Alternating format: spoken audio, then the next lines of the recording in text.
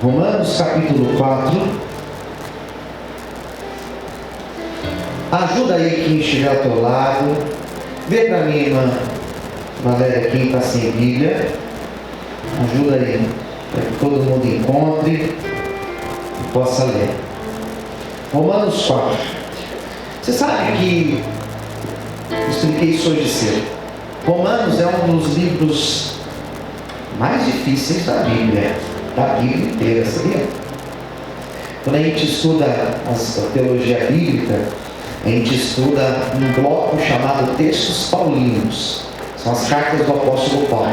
E essa carta aqui, eu sempre digo, eu sempre explico isso nas aulas, é uma das mais complexas. Tem textos bem difíceis aqui dentro. Um dos debates mais difíceis que eu participei foi justamente de um texto de Romanos, que ele fala sobre a questão da predestinação. E alguns têm uma dificuldade para compreender como que é essa predestinação, se cada um já nasceu predestinado a ser salvo, né? Então é bem interessante, não é tão simples. E hoje eu vou falar de um trecho dessa carta, que eu tenho certeza que vai falar no teu coração. Amém? Quem já encontrou, diga amém. Amém. Então vamos lá. Romanos 4, versículo 17, diz assim: como está escrito: por pai de muitas nações te constituí, perante aquele no qual creu, a saber, Deus. Daí ele vai falar de duas coisas. Primeiro, Deus é aquele o qual vivifica os... Está fraco. Vivifica os mortos. Traz vida aos mortos. 2, ainda aqui, ó, ele fala: e chama as coisas que não são como se já fossem.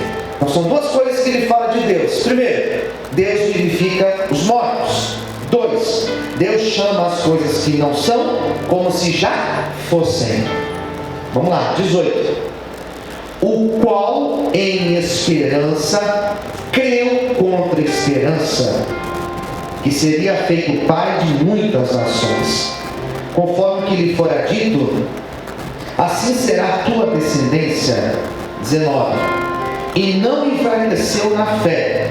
Abraão não enfraqueceu na fé, nem atentou para o seu próprio corpo já amortecido, pois era já de quase 100 anos, nem tampouco para o amortecimento do ventre de Sara, e não duvidou da promessa de Deus por incredulidade, mas foi fortificado na fé, dando glória a Deus, estando certíssimo de que o que ele tinha prometido também era poderoso para o fazer.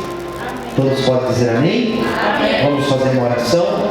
Feche os teus olhos. Fala conosco, Senhor, nesta noite. Revela a palavra aos nossos corações. Tire impedimentos, distrações, tudo que queira roubar agora a ministração desta palavra das nossas vidas. Abençoe aqueles que assistem e que também assistirão depois, Senhor. Graças te damos em nome de Jesus. Amém. Vamos aplaudir o Senhor com bastante alegria. Graças a Deus. Bom, hoje nós vamos falar sobre promessas. Vamos falar sobre Abraão hoje. E como eu disse para vocês, eu estava vindo aí uma série de semanas falando sobre Jó. Semana passada não falei de Jó, fez ceia, falei em outro texto, falei do apóstolo Paulo. E hoje eu quero falar de Abraão. E para falar de Abraão, para falar de Abraão, a gente poderia usar os textos principais que narram a história de Abraão. Quais textos são esses? Os textos citados no livro do Gênesis. Então, quando a gente vai no livro do Gênesis, quando a gente vai lá no começo da Bíblia, no livro do Gênesis, nós encontramos as narrativas que falam sobre Abraão. E eu poderia pregar usando essas narrativas. Quando Deus chama Abraão para que ele fosse para uma terra que Deus lhe mostraria, quando Deus troca o nome de Abrão para o nome de Abraão, né?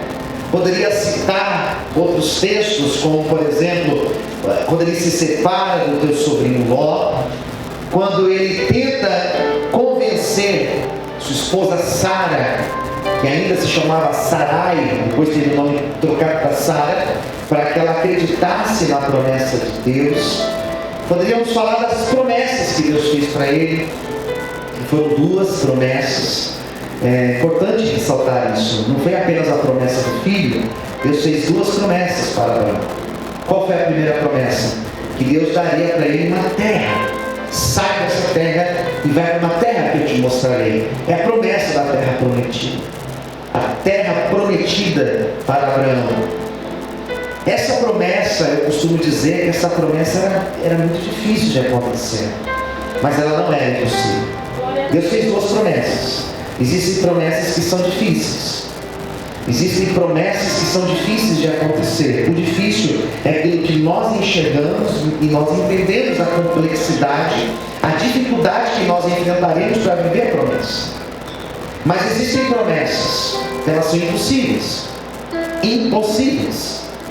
A primeira promessa, que ele teria uma terra, que Deus lhe mostraria uma terra, ele daria uma terra, era difícil, não era impossível. Mas a segunda promessa, ela já estava no campo do impossível, porque Deus falou para ele: eu vou te dar um filho. Daí foi difícil, foi impossível. Por quê? Porque Abraão já era idoso, já era bem velho. A sua esposa Sara também já era idosa. Abraão tinha quase 100 anos. A sua esposa Sara é um pouquinho mais nova, 90, mas já era idosa. E não só isso, Sara era uma mulher estéril, nunca tinha gerado filho.